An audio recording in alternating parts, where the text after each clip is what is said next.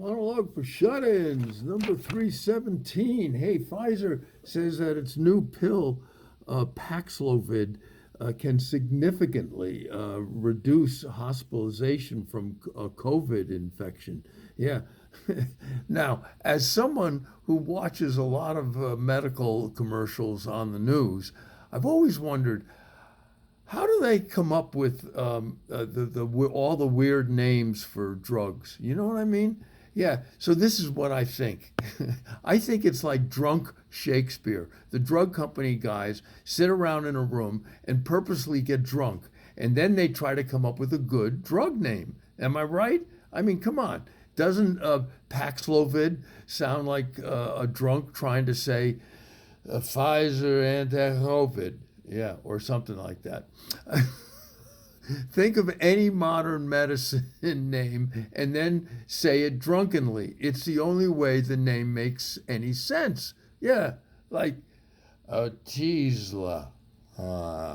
Anyway, the Trump Bill O'Reilly lecture series kicked off recently in Florida, and there were a lot of empty seats in the place. Yeah, organizers tried to get people to fill in the seats close to the stage, but no one wanted to get that close to Trump in case he had just tested positive for COVID again.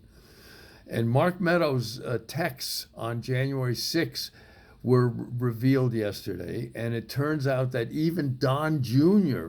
had to text Meadows in order to urge his father to call off the riots. Yeah, people are making a big deal of this, but think about it.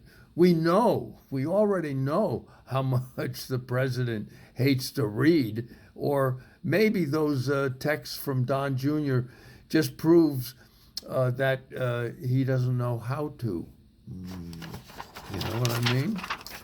And a New York ethics board says that former Governor Andrew Cuomo has to return his $5.1 million book deal advance. Yeah, getting the money back from Cuomo will be easy compared to getting a nickel out of his agent. That could be a first. The MTA in New York is trying to induce riders to return to the subway.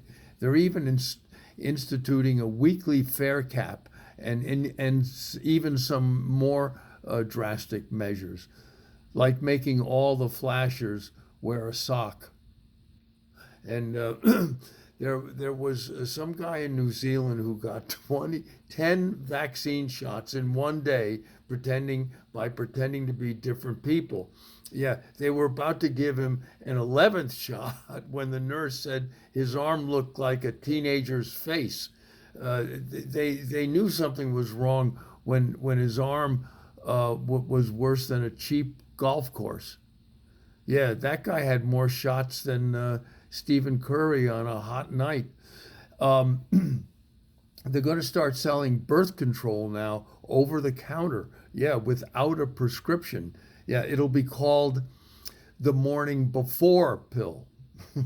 Over 500 gymnasts will share in a $380 million settlement for the sexual misdeeds of Dr. Larry Nasser. Over 500 girls. That guy took his white coat off more times than a good humor man in August. And that is Monologue for Shut-Ins number 317.